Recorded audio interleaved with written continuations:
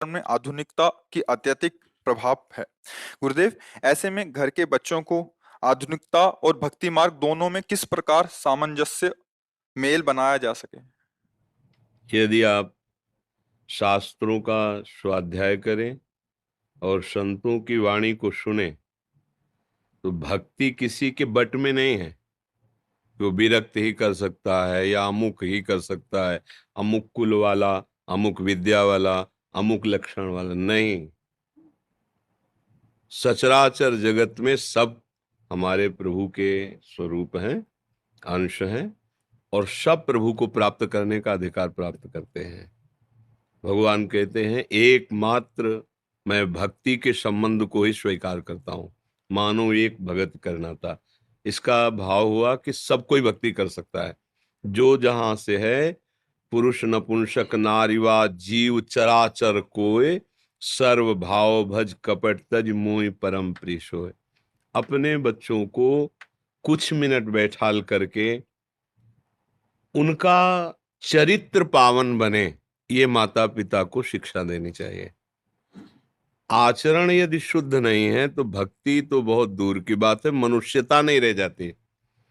हम जिन बच्चों को छल कपट, व्यभिचार, व्यसन और मर्यादा रहित जीवन, इस पर अंकुश नहीं करते हैं, वही आगे चल करके हमारे देश के लिए, हमारे परिवार के लिए, हमारे लिए वो दुखद हो जाते हैं, और वो खुद दुख संकट में फंसकर अपना अमूल्य जीवन नष्ट कर देते हैं। इसलिए पास बैठाल कर उनको, जिस अवस्था का बालक हो उससे वैसा बर्ताव करते हुए, जैसे अपने बालक को देखा कि 18-20 अवस्था का है, अब मित्रवत व्यवहार करना चाहिए। बैठो, पास बैठो, बिल्कुल खुल के हमसे बात करो, बिल्कुल ये मत डरो कि हम तुम्हारे पिता हैं या माता हैं। तुम्हारी जीवन चरित्र को पावन करना, तुम्हें सुख प्रदान करना हमारा लक्ष्य है, इसलिए हमसे खुल के बात करो। आपका कौन सा गलत आचरण है जो आपको गिरा सकता है, वो हम जाने, और उनको सद आचरण, संतों के द्वारा निर्दिष्ट जो वचन है, शास्त्र क्या कह रहे हैं, हो सकता है हमारी मलिन बुद्धि न समझ पावे, पर संतजन क्या कह रहे हैं हम समझ जाएंगे, क्योंकि शास्त्र के सार को हमारी भाषा में हमारे सामने जब वो समझाते हैं तो हमारी बुद्धि उनके प्रभाव से समझ जाती है। जिसका चरित्र ठीक नहीं है, आचरण ठीक नहीं है, वो जीवन निश्चित महान विषाद, शोक, भय और दुख से ग्रसित हो जाएगा। आगे चल के देख लेना, अगर अभी पुण्य बल से नहीं हो रहा तो आगे चलकर हो जाएगा। दूसरी बात, अगर नाम जप नहीं होगा तो आचरण पवित्र रखने का जो बल है वो कहां से प्राप्त होगा। मनो में पता है हमें ये नहीं करना चाहिए, पर हमसे वो आचरण हो जाते हैं। हम चाहते हैं कि ना हो, फिर भी हो रहे हैं। इसका मतलब हमारे अंदर नाम बल की कमी है, अध्यात्म बल की कमी है, भगवत बल की कमी है।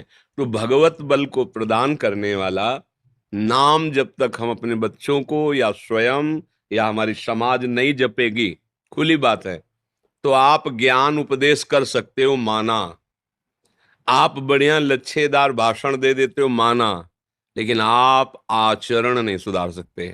वो आचरण नहीं सुधरा तो सब बेकार हो गया, बोलना और सुनना दोनों बेकार हो गए। इसलिए प्रार्थना है, अपने परिवार को, अपने बच्चों को, अपने रिश्तों को, अपने संबंधों को यदि हमें पावन करना है, भगवान ऋषभ देव जी ने कहा है, वही माता माता है, वही पिता पिता है, वही गुरु गुरु है, वही शिष्य शिष्य है, वही रिश्तेदार नातेदार है, जो मुझे सद आचरण और भगवत प्राप्ति करा सके।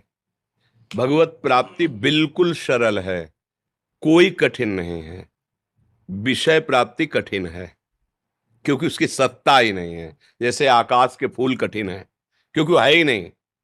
ये मन की कल्पनात्मक भोगों की जो वृत्ति है, चाहे जितना भोग लो हाथ कुछ नहीं लगेगा, क्योंकि है ही नहीं। और भगवान है और हम उनके हैं। जो है उसकी प्राप्ति दुर्लभ नहीं है। दुर्लभता इसलिए लगती है कि जो नहीं है उसको हम है मानकर भोग रहे हैं, तो जो है वो पर्दे में छुपा हुआ है, बस।